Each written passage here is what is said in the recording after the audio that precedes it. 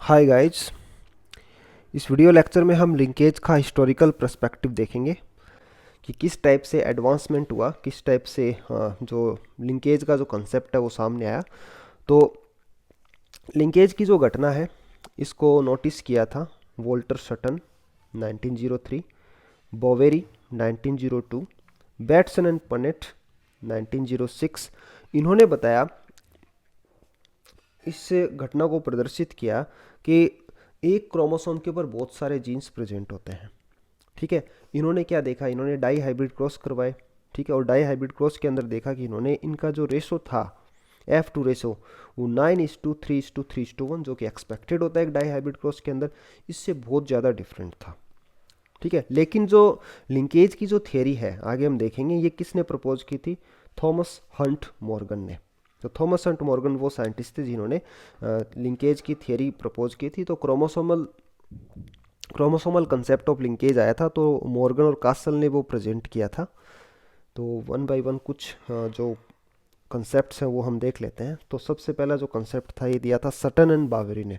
तो सटन और बावेरी ने chromosomal theory of heredity, chromosomal theory of inheritance propose किया था।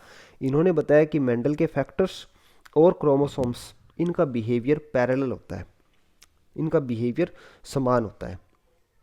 तो उन्होंने 3 पॉइंट दिए थे। पहला पॉइंट था कि जिस प्रकार मेंडल ने बताया कि जो फैक्टर्स होते हैं वो तो पेयर्ड होते हैं, मतलब जो फैक्टर होते हैं, यूनिट फैक्टर्स जो मेंडल ने कंसेप्ट दिया था वो पेयर्ड होते हैं, मतलब उनके दो वेरिएंट्स होते हैं। तो अब हमें पता है कि ह्यूमन बींग जो होता है उसमें भी क्या होता है कि डिप्लॉयड ऑर्गेनिज्म है, और उसके अंदर क्या होता है, क्रोमोसोम्स होते हैं, पेयर के अंदर प्रेजेंट होते हैं, होमोलोगस क्रोमोसोम्स। ठीक है, तो क्या बना लेते हैं, वो पेयर बना लेते हैं। ठीक है, दूसरा इन्होंने बताया सेग्रीगेशन। मेंडल ने क्या बताया था, प्रिंसिपल ऑफ सेग्रीगेशन दिया था। उन्होंने बताया कि गैमेट फॉर्मेशन के टाइम जो पेयर्ड फैक्टर होते हैं ये क्या होते हैं, अलग अलग हो जाते हैं, और प्रत्येक गैमेट में क्या होता है, केवल एक गैमेट के अंदर केवल एक एलील या एक फैक्टर ही जा पाता है। और ऐसा का ऐसा हमें मियोसिस के दौरान देखने को मिलता है कि भाई अपने पास जो होमोलोगस पेयर है, जो क्रोमोसोम का पेयर है, पेयर में से एक क्रोमोसोम एक गैमेट में जाएगा और दूसरा क्रोमोसोम क्या होगा, दूसरे गैमेट में जाएगा। तीसरा पॉइंट इन्होंने क्या होता है, इंडिपेंडेंट असॉर्टमेंट। तो इंडिपेंडेंट असॉर्टमेंट के लिए हमें क्या चाहिए, दो फैक्टर चाहिए अपने को। ठीक है, कि यहाँ पे दो टाइप के कॉम्बिनेशन बनते हैं। कौन से कॉम्बिनेशन, कैपिटल ए बी, पहला कौन सा है, कैपिटल ए बी, और दूसरा कौन सा है, स्मॉल ए बी। ठीक है, तीसरा कैपिटल ए स्मॉल बी, और तीसरा स्मॉल ए कैपिटल बी। ठीक है, तो ये चार टाइप के कॉम्बिनेशन बनते हैं, इसको आप क्या बोलते हैं, इंडिपेंडेंट असॉर्टमेंट। अगर हम क्रोमोसोम देखेंगे, तो अगर हम मियोसिस के दौरान क्रोमोसोम के बिहेवियर की बात करें, तो हम एग्जांपल ले लेते हैं अपना, वही capital R small R, capital Y small Y. तो फॉर एग्जांपल अपने पास first pair of chromosome capital R small R, और जो दूसरा है कैपिटल वाई स्मॉल वाई। तो यहाँ पे क्या होता है कि मेटाफेज के दौरान, मेटाफेज जब स्टेज आती है, मेटाफेज फर्स्ट, तो उसमें क्रोमोसोम का अलाइनमेंट होता है। अब देखो यहाँ पे अपने को जो क्रोमोसोम दिख रहे हैं ये दो टाइप से अलाइन हो सकते हैं। कैसे कैसे हो सकते हैं, तो हम केवल एक की बात कर ले, जैसे कैपिटल आर, ये स्मॉल आर, फर्स्ट अलाइनमेंट ये हो सकता है। दूसरा alignment small R capital R, capital Y small Y, capital Y small Y. तो ये दो टाइप के डिफरेंट, देखो अब गैमेट्स किस टाइप से बनेंगे। तो हम यहाँ पे चार गैमेट्स की बात नहीं करें, एक बार समझने के लिए केवल दो दो गैमेट्स ही मैं बनाऊंगा।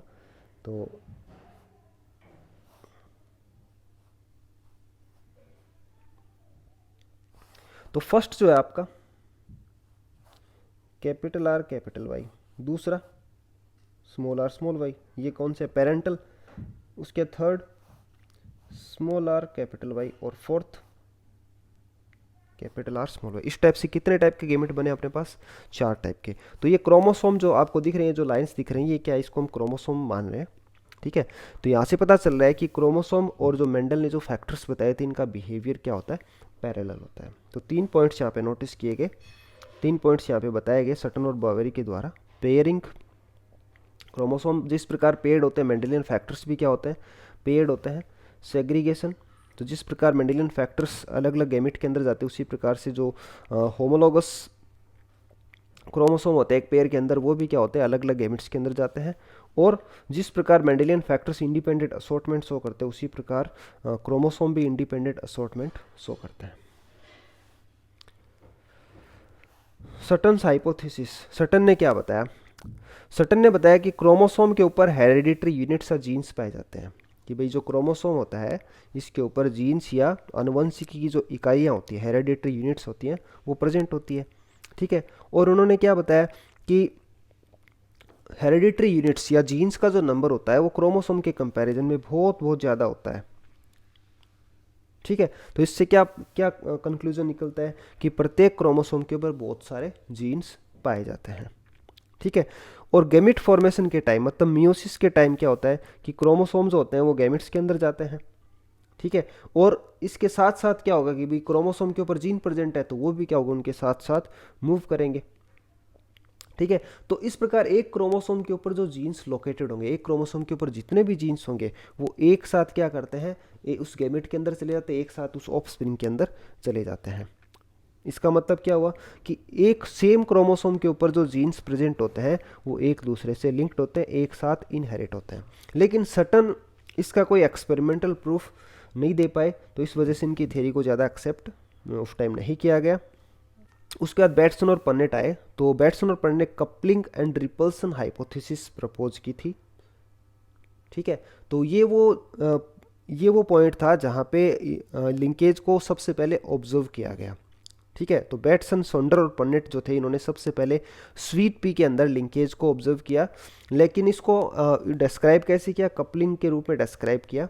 तो ये इसका पूरा जो कंक्लूजन था, पूरा जो एक्सप्लेनेशन था, वो प्रोवाइड नहीं कर पाए। इन्होंने क्या किया, इन्होंने स्वीट पी की दो वैरायटीज़ ली। पहली वैरायटी जो थी, इसके फ्लावर पर्पल थे, पोलन कैसे थे, लॉन्ग थे। दूसरी वैरायटी के फ्लावर जो थे वो रेड थे, पोलन कैसे थे, राउंड थे। तो इनका जीनोटाइप, पहले का genotype capital P capital P capital L capital, या capital P capital L upon capital P capital L, और दूसरी वैरायटी का small P small L upon small P small L. तो जो F1 जो थी, F1 ऑफ स्प्रिंग, सारी की सारी F1 ऑफ स्प्रिंग कैसी थी, with purple flower and long pollen, और इनका जीनोटाइप क्या था, capital P capital L upon small P small L. तो पर्पल फ्लावर, लॉन्ग पोलन। अब इन्होंने इसका टेस्ट क्रॉस करवाया। अब टेस्ट क्रॉस करवाया तो टेस्ट क्रॉस में अपने को क्या रेशो मिलना चाहिए, 1:1:1:1:1। लेकिन यहाँ पे क्या हुआ, पर्पल लॉन्ग को टेस्ट क्रॉस करवाएंगे, किससे करवाएंगे, डबल रिसेसिव से, डबल रिसेसिव पेरेंट से, मतलब रेड और राउंड से। ठीक है, तो यहाँ पे जो पर्पल लॉन्ग थे, तो पर्पल लॉन्ग का जीनोटाइप कैपिटल पी और एक कैपिटल एल इनफ है। ठीक है, 1 आना चाहिए, कितना आ रहा है, 7। Purple round capital P small L कितने आए, 1। उसके बाद small P capital L red long कितने थे, 1। उसके बाद रेड और round small P small L 1। तो ये तो आ गए आपके नॉन पेरेंटल, और ये जो दोनों है ये कैसे हैं, पेरेंटल, मतलब पेरेंट के जैसे हैं। आपका एक पेरेंट है पर्पल लॉन्ग, दूसरा पेरेंट है रेड राउंड। अब देखें, अगर हम बात करें जो पेरेंटल कॉम्बिनेशन है, पेरेंटल कॉम्बिनेशन की अगर बात करें तो पेरेंटल है नॉन पेरेंटल का कितना गुना ज़्यादा है, 7 टाइम्स ज़्यादा है ये। ठीक है, मतलब यहाँ पे जो पेरेंटल है वो नॉन पेरेंटल के कंपैरिजन में बहुत बहुत ज़्यादा है। रेशो आना चाहिए था 1:1:1:1, लेकिन यहाँ पे रेशो नहीं आ रहा। तो इसको एक्सप्लेन करने के लिए इन्होंने दो टर्म्स दिए, पहला था कपलिंग और दूसरा था रिपल्सन। उन्होंने बताया कि ऐसे एलील्स जो एक पेरेंट से आते हैं वो एक साथ इनहेरिट होते हैं और गेमिट में एक साथ एंटर करते हैं, और ऐसे एलील्स, ऐसे जीन्स तो जो दो अलग अलग पेरेंट से आते हैं तो वो क्या करते हैं, वो एक साथ इनहेरिट नहीं होते हैं, वो डिफरेंट डिफरेंट गैमेट्स के अंदर जाते हैं। इसको क्या बोलते हैं, रिपल्सन। तो इन्होंने दो टर्म्स दिए, दो घटनाएं इन्होंने बताई, कपलिंग और रिपल्सन। कपलिंग का मतलब जब दो जीन एक साथ इनहेरिट होते हैं, और इन्होंने क्या बताया कि वो सेम पेरेंट से आते हैं। और रिपल्सन में दो जीन्स, दो एलील्स अलग अलग इनहेरिट होते हैं, अलग अलग गैमेट्स के अंदर जाते हैं जो अलग अलग पेरेंट से आते हैं। ठीक है, तो इसको क्या बोला, रिपल्सन। तो ये जो एक्सप्लेनेशन था ये राइट नहीं था, जो करेक्ट एक्सप्लेनेशन था वो किसने दिया, मॉर्गन ने। तो मॉर्गन जो थे ड्रोसोफिला के ऊपर वर्क कर रहे थे, ड्रोसोफिला में डाई हाइब्रिड क्रॉस कर रहे थे, और इन्होंने बताया कि जो कपलिंग और जो रिपल्सन है, बेट्सन और पंडित ने क्या बताया, कपलिंग अलग है, रिपल्सन अलग है। मॉर्गन ने क्या बताया, कपलिंग और रिपल्सन जो होते हैं वो एक ही घटना के दो एस्पेक्ट्स होते हैं, एक ही घटना के दो डिफरेंट डिफरेंट पहलू होते हैं, और इस घटना को इन्होंने क्या नाम दिया, लिंकेज। तो इन्होंने बताया कि जो दो घटनाएं आपको देखने को मिल रही है, कपलिंग और रिपल्सन, ये लिंकेज का ही टाइप है। ठीक है, तो लिंकेज को इन्होंने डिफाइंड किया, कैसे डिफाइंड किया, the tendency of the genes that are present in the same chromosome to remain in their original combination and to enter together in the same gamete. तो इन्होंने बताया कि सेम क्रोमोसोम के ऊपर जो जीन्स प्रेजेंट होते हैं वो एक साथ इनहेरिट होते हैं, एक ही गैमेट के साथ एक साथ एंटर करते हैं। ठीक है, इस प्रकार क्या होगा कि जो ओरिजिनल कॉम्बिनेशन है वो बना रहेगा। तो इस घटना को उन्होंने क्या बताया, लिंकेज बताया।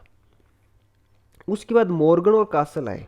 मॉर्गन और कासल ने क्या दिया, chromosome theory of linkage, chromosome theory of linkage. और इन्होंने बताया, इन्होंने 4 पॉइंट बताए थे, इस थियरी के अंदर 4 पॉइंट थे। पहला point, genes that show linkage are situated in the same chromosome. कोई नया कंसेप्ट नहीं है, मतलब जो लिंक्ड जीन्स होते हैं, ऐसे जीन्स जो लिंकेज शो करते हैं वो सेम क्रोमोसोम के ऊपर स्थित होते हैं। Genes are arranged in a linear fashion in the chromosome. Genes होते हैं वो क्रोमोसोम के ऊपर लीनियर फैशन के अंदर, रेखीय क्रम के अंदर विन्यासित होते हैं, रेखीय क्रम में उपस्थित होते हैं। तो ये जो चीज़ है ये आगे प्रूव की गई थी। स्ट्रटवेंट जो थे, इन्होंने लिंकेज मैपिंग जो कंसेप्ट था वो दिया था, और उसमें प्रूव किया कि जो जीन्स होते हैं, जो लिंक्ड जीन्स होते हैं वो क्रोमोसोम के ऊपर लीनियर फैशन के अंदर, रेखीय क्रम के अंदर विन्यासित होते हैं। Strength of linkage is inversely proportional to the distance between the linked genes. तो डिस्टेंस जितनी ज़्यादा होगी लिंकेज उतना ही कम होगा। जैसे हम बात करें, दो अपने पास लिंक्ड जीन्स है, फर्स्ट केस है ये कैपिटल ए कैपिटल बी, और दूसरा केस है कैपिटल ए कैपिटल बी।